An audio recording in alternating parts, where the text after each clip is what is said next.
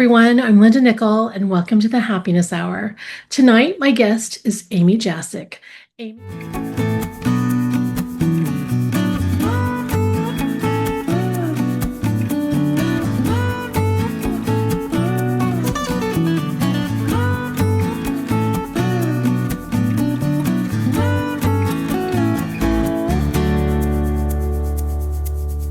Amy is a Texas-based photographer whose work is rooted in the traditions of the zone system and black and white film, shaped by years in the darkroom and a lifelong connection to the craft.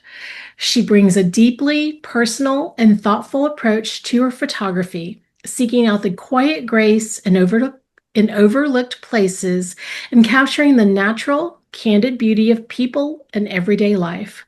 Working almost exclusively in black and white film for her personal work, Amy handles every step of the process by hand, reflecting her passion for preserving film photography as an art form. She believes street photography offers a window into the heart and soul of a place and its people, and her images celebrate the beauty of the world and the ongoing journey of life with honesty and intention. You can find her on Instagram at Amy Jasek, and you can connect with her through her website at texasgirlphotography.com, and I'll link those in the show notes below. In tonight's presentation, The Imperfection Zone, Amy will share her journey as a black and white film photographer and discuss how her work has evolved from street photography and narrative projects to landscapes that capture a true sense of place. Her presentation will explore the enduring appeal of black and white film and how its tactile, hands-on process fosters mindfulness, intention, and a deeper connection to the photographic experience. Welcome to the Happiness Hour, Amy. Thank you so much.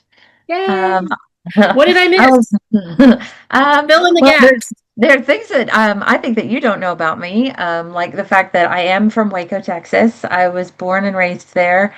I went to community college for 2 years there, and then I went to the University of Texas at Austin, where I majored in dance. I got a BA in theater and dance.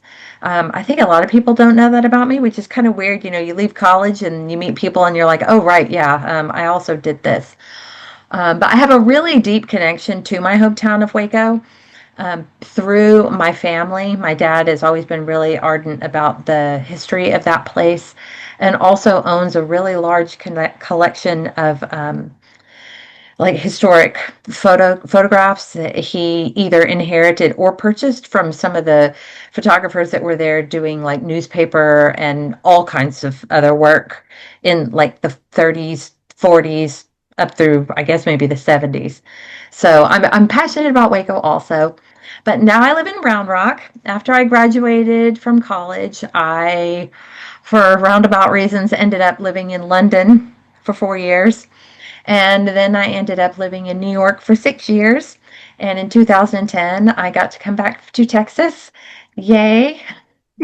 And I've been in Round Rock ever since. And I'm very grateful for it. I love where I live. I love all the people that I've met. So yeah, that is my life in a nutshell. So like Linda said, I was raised with photography. So my journey with it spans just about my entire life so far. I mean, there's a picture of me as a baby that can't even sit up holding one of my dad's cameras. So it's impossible for me to talk about my connection to photography without talking about my family and my childhood. Like so many other things that get woven into our lives as we're along the way, photography is just part of me. And an observance of light is so innate for me that I feel like it may as well be in my blood. I mean, I have to admit a lot of the time if I'm sitting and talking to someone, I feel a little bit distracted by the light around me, or maybe like thinking about photographing the person. Just all of that, you know, it can be a little bit much. And I think, oh, wait a minute, go back, Amy, focus on what the person's saying.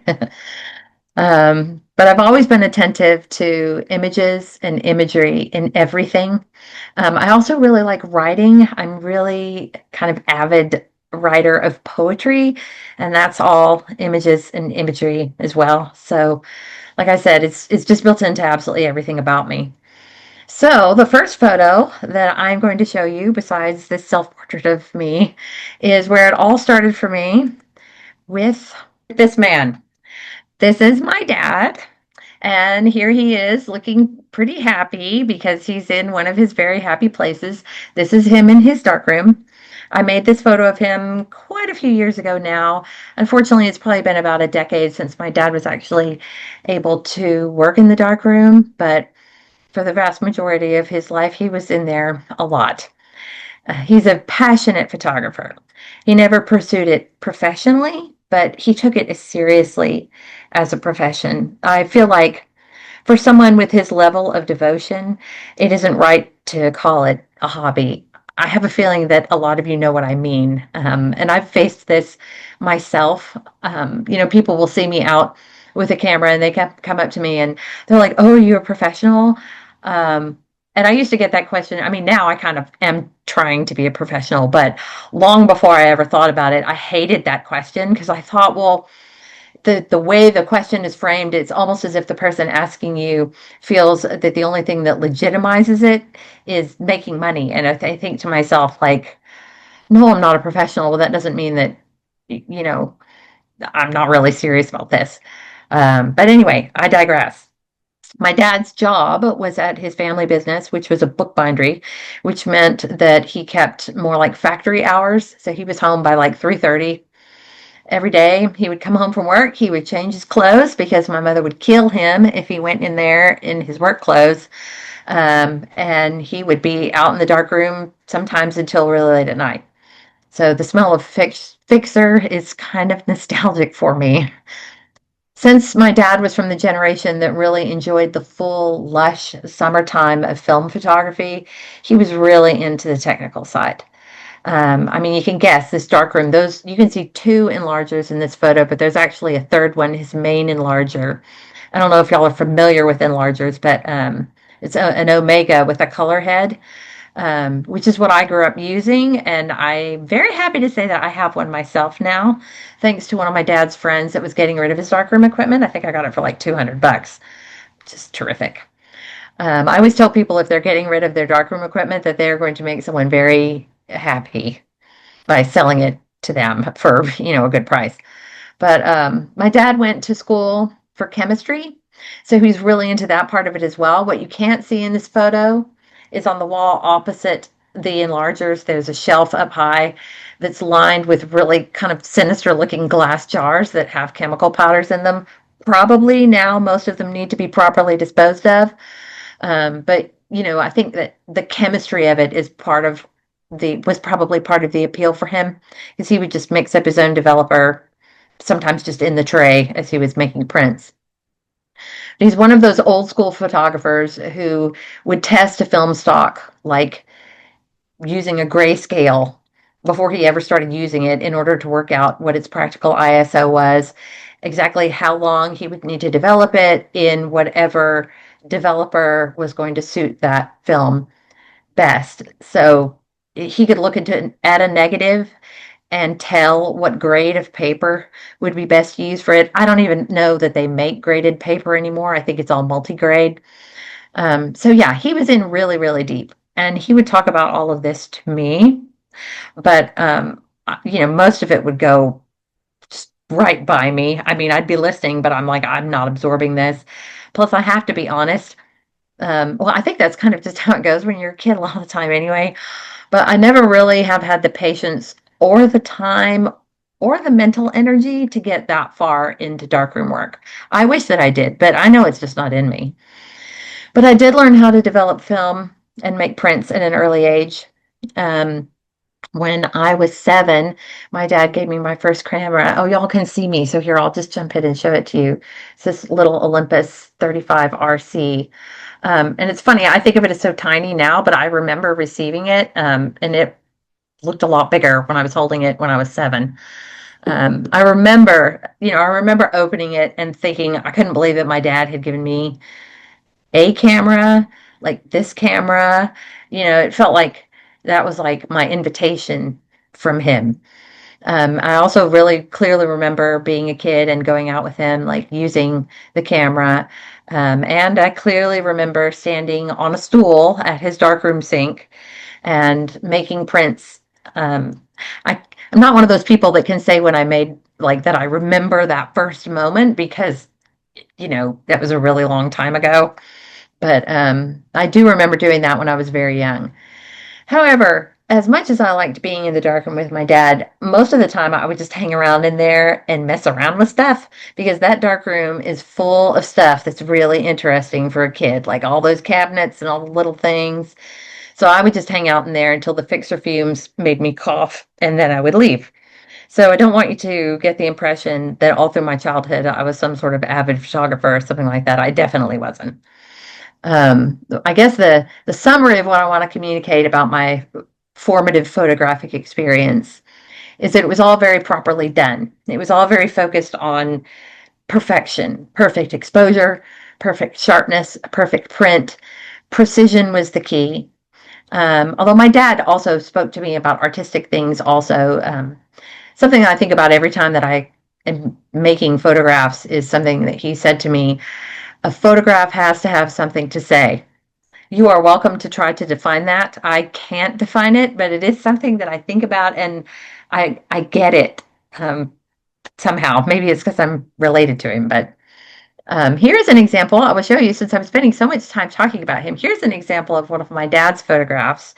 One thing I didn't mention is that my parents are cavers. So I spent a lot of time in caves when I was a kid also. I believe that this is in Mexico. It might be in Bustamante, but I honestly am not sure. I think this was made sometime in the 1970s. So my dad, while he explored and mapped caves, he also made a whole lot of cave photographs. So, we would go into a room, it would be completely dark. Like cave darkness is just, well, I don't know what blindness is like, but it's profound darkness inside of a cave. And we would go in a room, and within a few minutes, he would start setting up and he would position people around the room with their flash bulbs. And then everybody would have to turn off their lamps, and he would open the camera shutter and tell people when to fire. Um, and then, eventually we would move on, make another photo, go somewhere else. But, then he would take it into the dark room and make prints like this. This is a scan of a print. I have to admit, it kind of blows my mind. The smell of flashbulbs is also really nostalgic for me too. There's nothing else that smells quite like that. But my dad was a big fan of the F-64 group of photographers, people like Ansel Adams and Edward Weston. So he was really into the zone system and definitely taught me that, like talked about that a lot to me. In fact, he was friends with Edward Weston's son, Cole. When I was a kid, he got Cole Weston to come to Waco to give a photography workshop. So I think I met him, but I was about 8, so I really don't remember. I grew up looking at all these photo books of some of those masters of photography, seeing these beautiful prints on the wall. I was really interested in a photo book that my dad had of Diane Arbus also. In fact, the first picture that I showed y'all is a kind of homage that I did of one of her self-portraits. Although in her version, um, she's pregnant and also hardly wearing anything, and I'm just not going to go there with a self-portrait. So, it's a thin homage.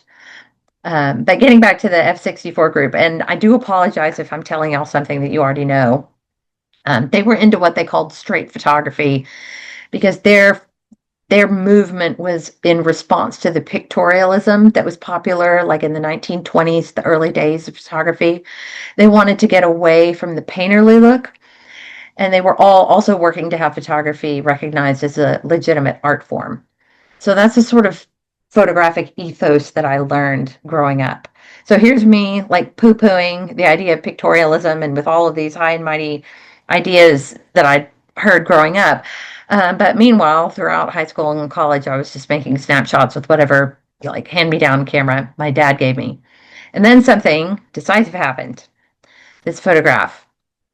When I was in my early 20s, when I was living in London, my dad gave me, I think for my birthday, a Canon Rebel. And I realize I'm talking a lot about the, like, my sort of, I'm going to be talking a lot about my procession of cameras, usually through a series of gifts from my father. Um, and part of me thought, like, is it strange to talk about that? But I know, for example, when Diane Arbus got a medium format camera, that it just really changed her work a lot. So I do think that the, what you're using to make your photographs, it does inform the end result in its own way. And, all film obviously is a different journey from digital, but I think it's the same thing. So I remember opening this Canon Rebel and I couldn't believe that I had been given this amazing camera. I was like, wow, this is an actual professional camera. This is not point and shoot. Um, you know, Different lenses, all that kind of stuff. It came with a kit lens, but I don't think I used the kit lens very much because my dad also gave me a nifty 50 along with it. And with that camera, loaded up with a film that Kodak used to make. It was a black and white um, CN film, which meant that it could be developed in color chemistry. So I could still work in black and white and just take my film to any old drugstore to get it developed, which was really handy, in my opinion, for my life at the time. So it took that with me to Rome. And this was in 2003, just to kind of put this moment in history. And I suspect that all of us as photographers have had a moment where we like just kind of know.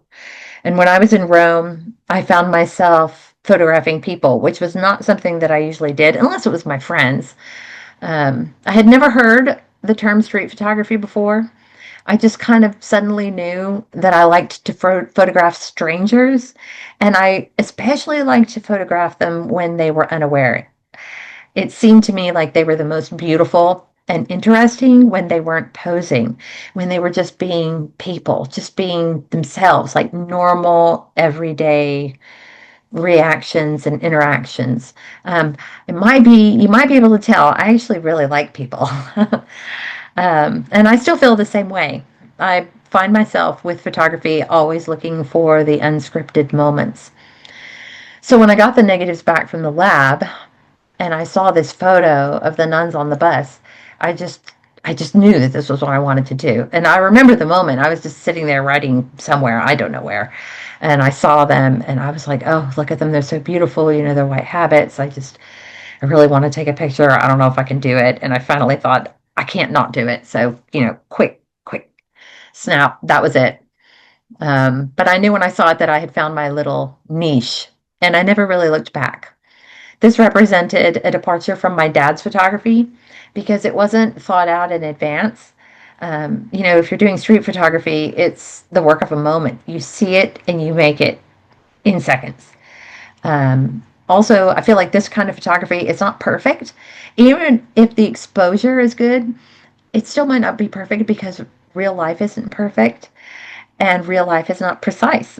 And no matter how you try to arrange things, it certainly isn't scripted. So, in a way, while I realized that my story started when I was a child, with this photograph and these realizations, this is when I feel like my own story really started and where I diverged from an inherited path onto my own path.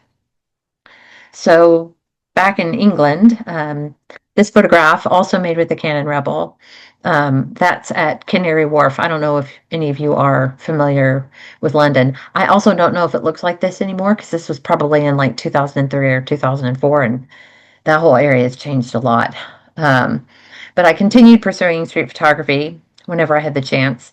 And I was just leaving the camera in auto mode. I remember when I got the camera, I was like, "Dad, I don't really know how to use this." And he was like, just put it in auto mode. It doesn't matter. Just go out and take pictures. So places where, like London, are terrific if you like doing street photography because you are immersed in a more pedestrian society. But I found myself, even when I went to the countryside, this photograph was made in Dartmoor. I don't know if any of y'all have ever been there. It's a really cool place. The one and only camping trip I went on when I lived in England. But even when I found myself in nature, I was definitely more interested in seeing people in the scene rather than just photographing the landscape. What appealed to me about what I was seeing here was that the rock was covered in people. So I felt like I was taking my street view with me everywhere that I went. And I feel very fortunate. I also got to go to Prague when I was over there. And this photograph illustrates one of the things that I really love about street photography. So this is Prague in 2004.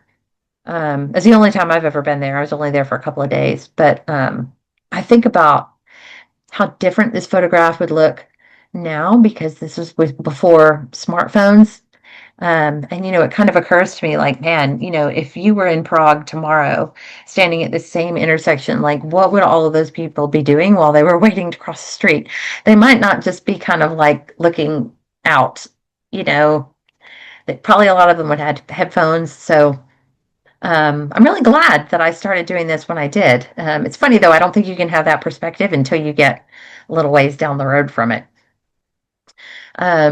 So eventually I switched over to using regular black and white film. I switched over to Kodak Tri-X, which is still my favorite black and white film. And I moved back to the United States.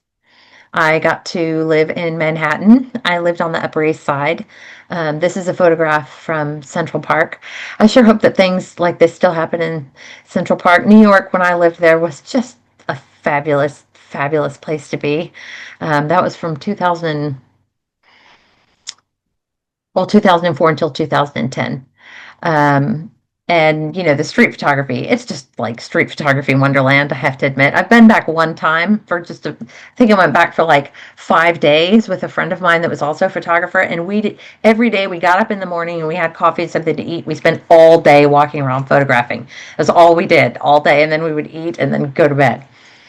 Um, but so yeah, I was in the park a lot. The park is a great place to take pictures. I have to share with y'all this next photograph.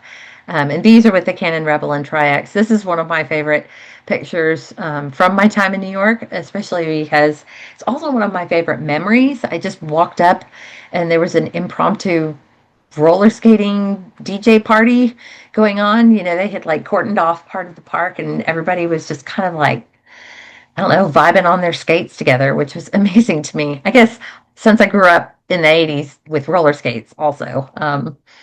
But yeah, something else that strikes me about this photograph when I look at it now is I realize I probably took it with a 50 millimeter lens.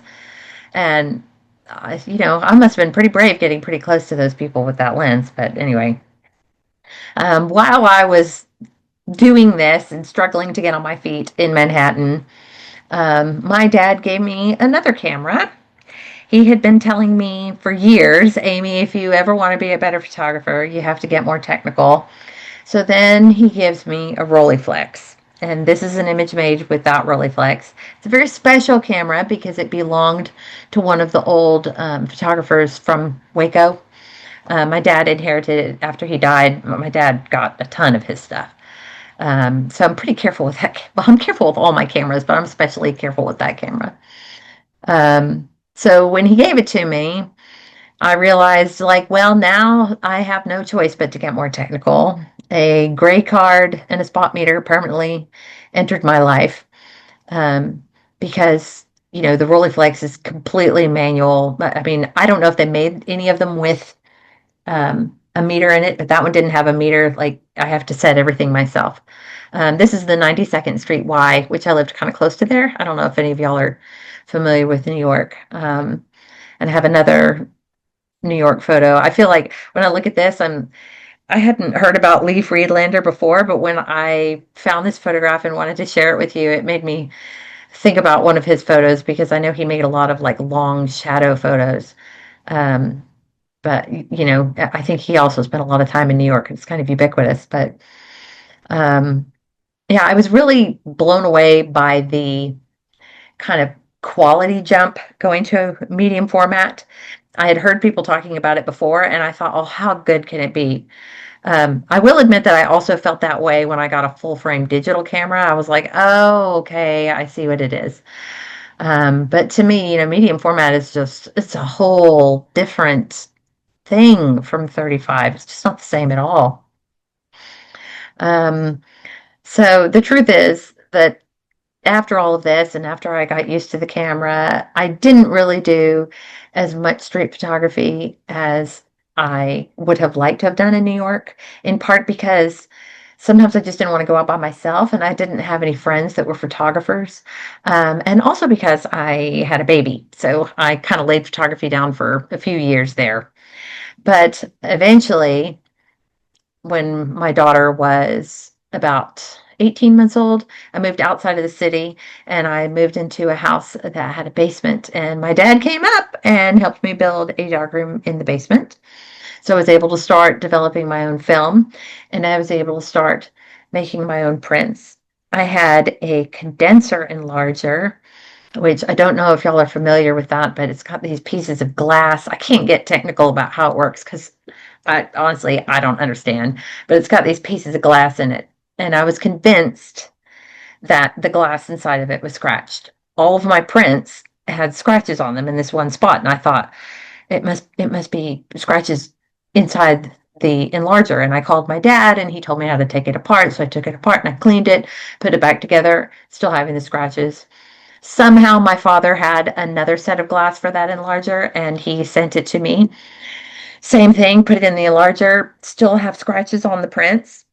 And then it dawned on me that I was making the scratches on the prints by being careless with an old bad pair of tongs when I was moving the prints around from tray to tray. So I feel like that story kind of is a metaphor for my whole life, including photography and beyond. I'm like, oh, I'm the one doing this myself. Okay. But after a couple of years living in that house, I moved back down to Texas, and my photography took another jump when my dad decided that it was time for me to get into medium to large format. Now, I'm sharing this photo with you not because I have hardly used this camera, but because I just want to illustrate the kind of nonsense that goes on in my family, I guess. This is not the first large format camera that my dad gave me. The first one he gave me was a Crown Graphic. It's a much more sensible camera if you're going to do large format. And I do like it. It's my favorite one. Now, honestly, it's the easiest to use. Um, but I mean, a few years later, he gave me this thing, it's so heavy. It's 7 by 17. Whenever I move it around, I'm terrified that I'm going to break the ground glass. Like, the lens, that thing sticking out of it is a water stop. And the bulb that I'm holding is how you activate the shutter because this lens predates like everything that we use these days. So I haven't taken this camera out more than once, like outside of my home to use it. But I don't feel too ashamed from it because this is something else that my dad inherited from someone. It's not like he spent money on it, but I just feel like, you know, large format is just this whole other very difficult beast. And the next picture I'm going to show y'all really illustrates my relationship with it as a whole. I'm sure that you can see the imperfections in this. This was made with the Crown Graphic, not the 7 by 17. And I see these pictures that friends of mine post online, large format images. And I mean, I don't know if they've spent a lot of time working on them to clean them up, but they're always perfect. I just think, how do you do that? How do you not have dust? How do you not have like chemical smudges? I don't understand. I've tried so much. And this is me saying it, even going through the process of taking a lot of steps to try to eliminate those problems. I've dusted my holders. I dust the film when I'm loading the holders. When I take the film out, I put it into a water bath first to try to get the dust off because if you have dust on the negative when it goes into the developer, that will show up as a black mark on the print and you can't get rid of that. It's not like dust that you can um, dust off with something, it's permanently there. So, um, yeah, it just, large format has not been very friendly to me. I also misinterpreted my dad's instructions of how to load the holders. He told me to put the notches on the film on the top right. And I spent like a year with really thin negatives because I was shooting through the wrong side of the film. I hope that y'all are laughing because my dad laughed really hard when he found out that that was the problem. But what I eventually decided the only way I was going to be able to do large format at all was to just embrace the imperfection of it. I'm like, okay, I'm not going to be able to do this perfectly. I'm not going to be able to do this as well as these people that I know. I'm not going to be able to do it as well as my father. Just going to roll with it. And also, because at that point in my life, I kind of felt that going out with a large format camera was just not really, it was too cumbersome from where I was at, where I was working. And street photography also had fallen off a lot for me because the Austin area is just not that pedestrian. The only way that you can really do street, unless you're super crazy dedicated, is to, go to festivals and things like that.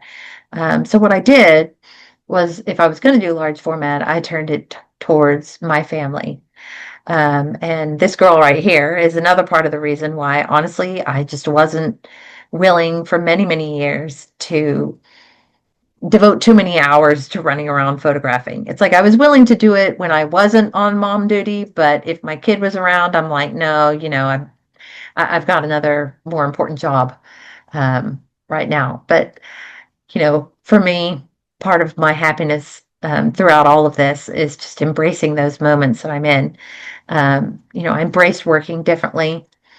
I also embraced things like motion and more chaos in my photography. I pivoted, and I think that that's, you know, what you do if you want to remain sane and happy in your life. I pivoted and I started looking longer and with more intent rather than just kind of prowling around looking for amazing moments. Which I realized in saying that was me kind of going back more towards my father's photography, but I guess that's another notion. Also, in 2018, someone was talking about a road trip. I started going on road trips into the Southwest. It was something that I had wanted to do since I was a teenager. I had just been longing to go. And we started going on these crazy camping road trips. We would go for a couple weeks at a time. Every year we got smarter about it. The first year that we went, because it was tent camping, we didn't even have a cover on the back of the truck, so we'd have to wrap everything in these black plastic bags and worry about rain. And if we were going into a shop, we'd have to put everything into the cab. It was, definitely doing it the hardest way. But going on a road trip means you can take as many cameras and as much film as you want with you. And that's nice. I don't like having to pack light. I like to take every tool that I might possibly want to use. So this photograph is made, as you can see Tulia in Tulia, Texas, because the only way to go to the Southwest by car in Texas is to drive through West Texas. So I definitely spent plenty of time there. Um, and so this one was made with a Hasselblad, which was the next medium format camera that my dad gave me. He traded an old pinball machine for it, which is crazy. But yeah, so that was another little jump for me. I love my Hasselblad. But along the way, and this photograph was made in New Mexico. I learned about Georgia O'Keeffe. And I read a book of her paintings that I think I might have gotten it at her museum in Santa Fe. It had to do with a sense of place. And I kind of thought, that's it. Like that's my new call. That's what I'm looking for. These road trips became an oasis for me that would kind of get me through the whole year. They were like an annual photographic pilgrimage. It was like it was my own personal artist residency that moved around. And I realized as we went through all of these different towns, every campsite, every road, I realized that what I was looking for was a sense of the place itself. I didn't want to just catch the light. I wanted to absorb it and just make it part of me. The experience of going on those road trips was very cathartic and healing at the same time. Especially since I think tent camping is a kind of self-imposed ascetic exercise all of its own. I do love it. A lot of my photographs when we were traveling were made through the window. Maybe this was obviously out the windshield. Not while I was driving. I was in the passenger seat. Although I might have done that before. I would make it, driving along the road, like out the front windshield or maybe out the passenger window, which means that there's a lot of unpredictableness in that. I mean, even if you're careful, it's kind of, you don't really know if you got the shot if you're using film until later. I never was really sure exactly what I managed to photograph, and I never knew what I would find, not only when I developed the film, but also just around every bend in the road. And I should add here that this photograph was made with another camera that my dad gave me. After I was given the Rolleiflex, I kind of abandoned 35 millimeter film. I just loved the medium format so much. But after I moved back to Texas, my dad gave me his old Nikon F and a whole set of lenses. That used to be his main kit. I think eventually he upgraded for his own use to Olympus, but he kept that specifically to give to me. And I guess for whatever reason he didn't give it to me. He gave me the Canon instead, which is probably a better starter camera because the F is completely manual also.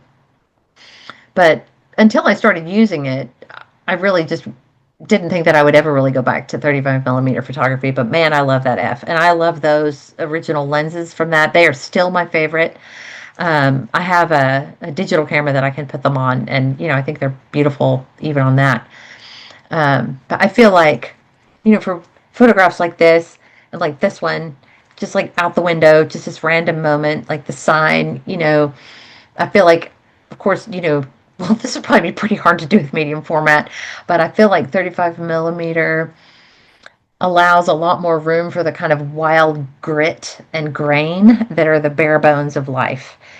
And I like that about it because I realize more and more that that's what I look for in photography. I mean, that's kind of what I was looking for in street photography. And I guess I just had to get back on the road to try to find it again. But when I am around at home, I do still do street photography when I get the chance. A lot of the time, it's at local festivals. Like this is from the Dia de los Muertos procession that Round Rock has every year. It's maybe my favorite event of the year. I think because I was a dancer, I really love photographing dancers. And yeah, the Round Rock Ballet Folklorico does an incredible job.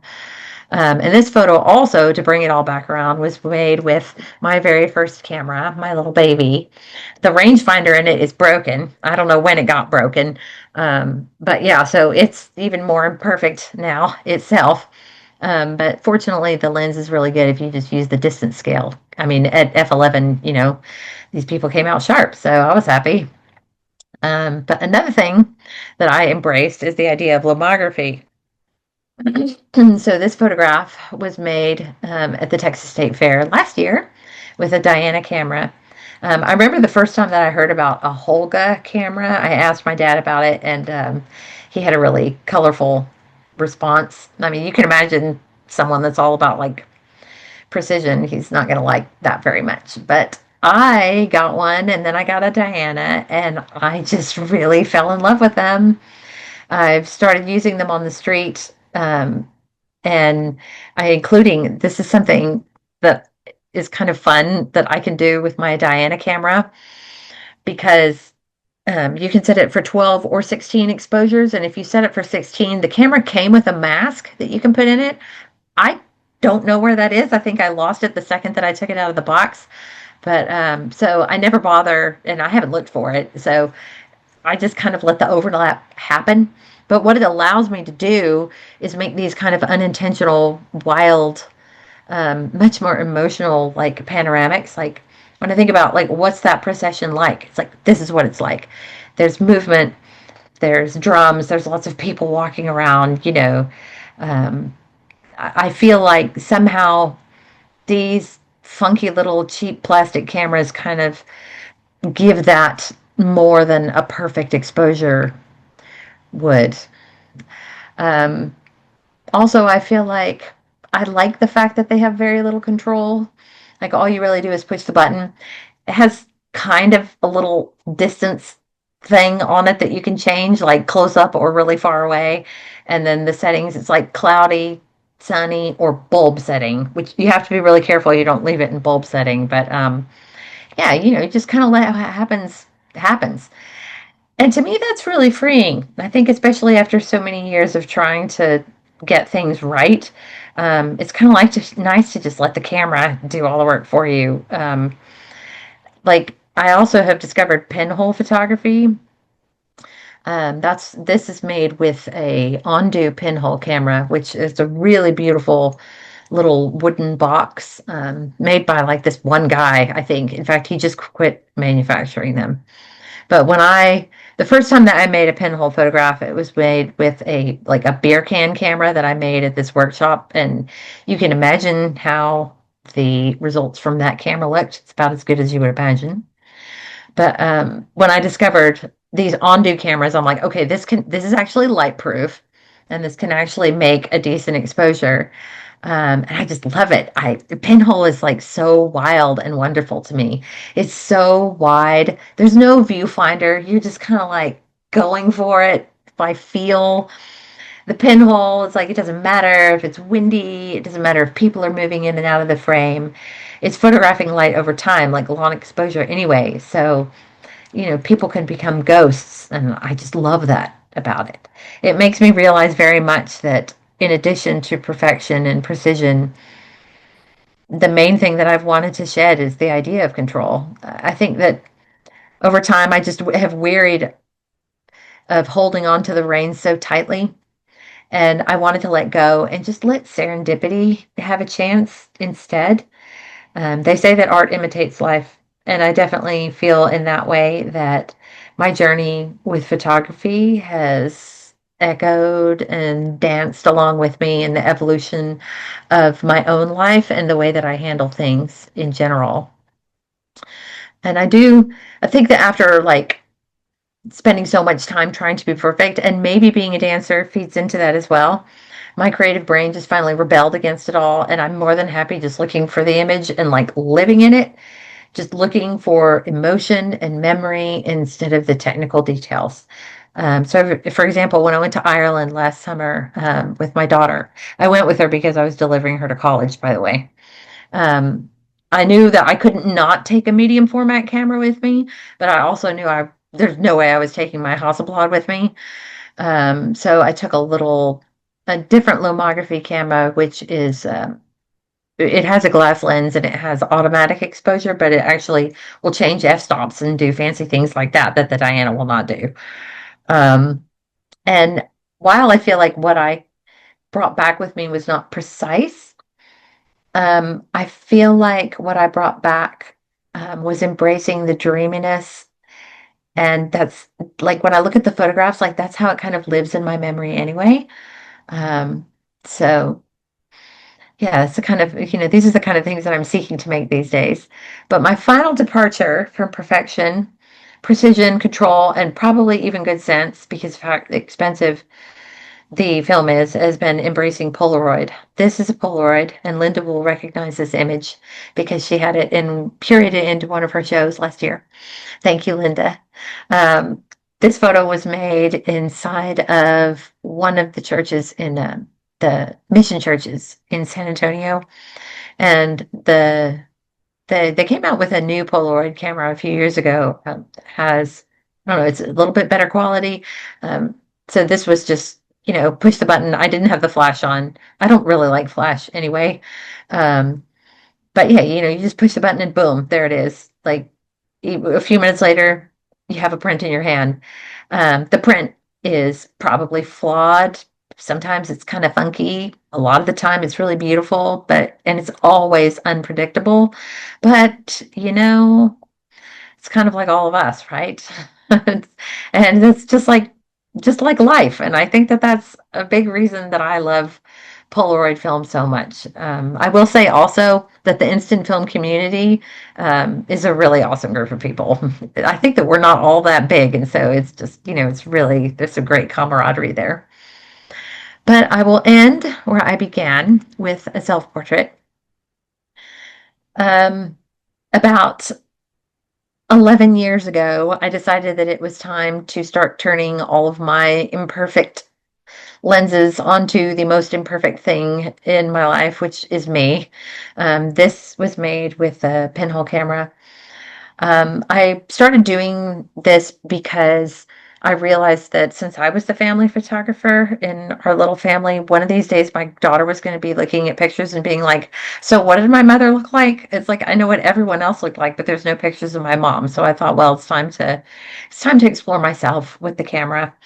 I also really love self-portraits. I've always loved them. I like looking at how photographers choose to portray themselves. Find it very interesting. Um, so yeah, I've made a lot of those. It's crazy to me to think that I've been doing that for 11 years now. Um, but life in general and photography has been a wild ride so far. What keeps me with film these days, like regardless of everything, honestly, is the imperfection of it. I love it because it's real. Um, I love it also, as Linda said about me at the beginning, I like to have my hands in the process. And that's one of the things that really keeps me with black and white. That and the fact that, I was basically like came out of the womb seeing in black and white, I think. Um, yeah, I know that if I choose to, I can expose the image, I can develop it myself, and then I can go into my darkroom and make the print. I don't really like color processing. I've done it, but it's really tedious and there's a lot more room for error, I think. And I know that there's no way I'm ever going to make a color print. So yeah, that's something that definitely keeps me with black and white. But I like that film. To me, it almost feels like it's more precious because of its limitations. I appreciated that about it. But ultimately, what I would like to say to y'all to wrap things up, since this is happiness hour, I think, all of us, we're all photographers. We're all artists. Even a certain photojournalist friend of mine who likes to argue that photography is not an art, it's a craft. I think that those F-64 guys would probably have something to say, but he would probably like arguing with them. All of us are out there with our cameras and we're just trying to do our best to arrange the light that we see and to follow where our hearts lead us. So, my own personal path to happiness has had a lot to do with embracing imperfection and finding my own place. So, of course, what I would like to say, because I feel like encouragement is kind of my thing, is that you don't have to be perfect. It's okay if you forget the details. It's okay. You don't have to drive yourself crazy if you can't master them. Whatever it is that you are creating, whatever your vision is, it's unique to you. And that makes it both precious and also perfect, regardless of how anybody else might measure it. So I hope that you all embrace that and be happy. Thank you. Wow. All right, Amy. I'm so proud. Okay, take your screen down Yeah, and let there we me. go. Okay, so one of the things that I probably should have done right off the bat, I think we kind of got lost in my intro and transition, but I met Amy, was it 2 years ago, 3 years ago, through the Texas Photography Festival. This is something that I've talked about, and I'm proud to be part of it. We do it every year in March in a little town called Georgetown, just north of Austin. But Amy was a featured photographer. And then our paths crossed. I host an Instagram page called Texas Through Her Lens, and the local museum in Georgetown, the Williamson, allows me to curate a little show every year. And we've done a couple every year. But anyway, last year's show was called Frames of Purpose, and Amy was one of the people that submitted. And I'm so glad that you shared that photo in your presentation, because I remember seeing it, and I have been to the missions of Texas um, way too many times. I mean, as a native Texan, that's what you do in your little field trips in high school, in junior high, and as adults when you have friends coming in from out of town, you take them down to the mission trail. And that when I saw your photo, and I thought it belongs in this show. So thanks for sharing that.